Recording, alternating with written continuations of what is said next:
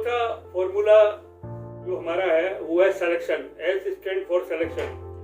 दोस्तों, जब हम आते हैं सेल्स प्रक्रिया के चौथे चरण पर, तो वहाँ एस स्टैंड फॉर सिलेक्शन, अर्थात जब वह समय आता है जब ग्राहक आपके दिखाए प्रोडक्ट में से अपने लिए प्रोडक्ट सेलेक्ट करता है यानी चुनता है। यह आपकी इस कला पर निर्भर करेगा कि आप उसके सिलेक्शन से कितना सहयोग कर रहे हैं, उसकी पसंद को पहचान कर उसके प्रोडक्ट सेलेक्ट करवाने में कितनी मदद कर रहे हैं, ताकि वे आपके प्रोडक्ट सर्विसेज को खरीदने के लिए बाध्य हो सके।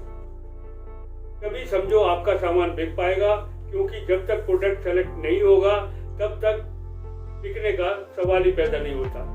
इसका मतलब नो सिलेक्शन नो सेल, मोर सिलेक्शन मोर सेल। इसलिए ग्राहक द्वारा प्रोडक्ट सेलेक्ट करते समय बड़ी होशियारी और समझदारी से उसके सिलेक्शन प्रोसेस में सेंध लगाकर उससे अपना प्रोडक्ट सेलेक्ट करवा लीजिए, तभी आपकी ये सिलेक्शन प्रक्रिया पूरी हो पाएगी। इसके बाद फिफ्थ आता है हमारा एडिशन। दोस्तों, ये स्टैंड फॉर एडिशन, ये सेल्स का प्रोसेस का एक अहम भाग है, जिसे शायद बहुत कम सेल्समैन यूज कर पाते हैं। लेकिन जो सेल्समैन जानते हैं कि ये सेल बढ़ाने का एक नायाब तरीका है, वे इस फॉर्मूले को अप्लाई कर बिना किसी दिक्कत के उसको अपना प्रोडक्ट पसंद करवा देते हैं और साथ में कुछ ना कुछ प्रोडक्ट से मैच करता हुआ एडिशनल प्रोडक्ट सेल कर देते हैं। जबकि कोई कस्टमर अपनी पसंद की वस्तुएं सेलेक्ट कर लेता है, तो क्लेवर सेल्समैन को जरूर इस प्रोडक्ट में कोई ना कोई चीज जोड़कर ग्राहक को ये समझाने की कोशिश करनी चाहिए कि अगर आप इस वस्तु को उसके साथ खरीद लेंगे तो आपके द्वारा खरीदी वस्तु में 4 चांद लग जाएंगे। जैसे किसी साड़ी की दुकान से महिला का साड़ी खरीदना और सेल्समैन का उससे मैच करता हुआ ब्लाउज पीस या पेटीकोट के कपड़े को पेश करना, नतीजा ग्राहक के खुश और सेल्समैन को एक्स्ट्रा सेल का फायदा। Number 6, commendation.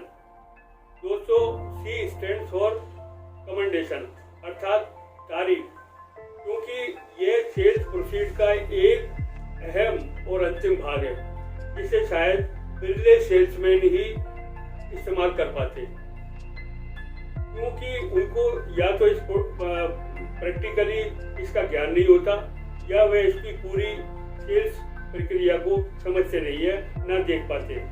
जबकि ये सेल को ना सिर्फ बढ़ाने बल्कि सेकंड सेल और डी सेल होने से बचाने का अचूक उपाय है, क्योंकि सेल होने के बाद भी इस सूत्र के इस्तेमाल न करने से डी सेल होने की बहुत बड़ी संभावना रहती है।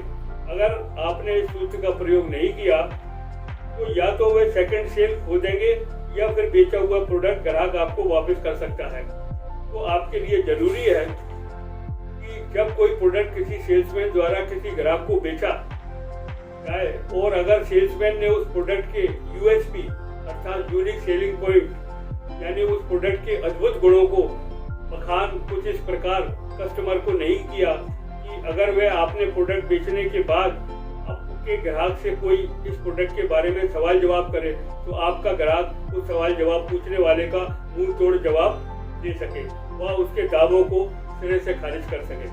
तभी आपकी हुई सेल रिवर्स होने से बच पाएगी।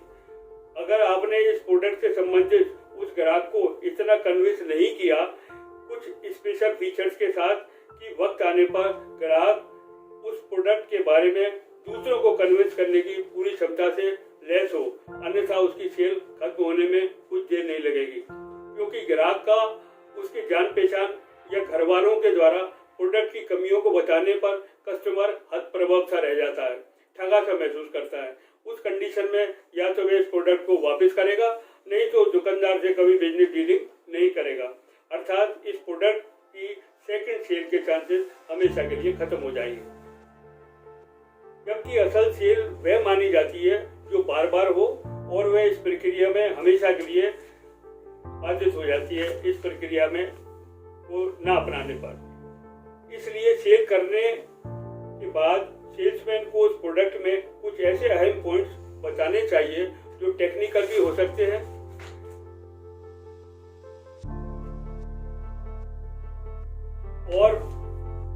आने पर उसके द्वारा प्रोडक्ट को जबरदस्त बचाने का कामयाब तरीका भी हो सकता है।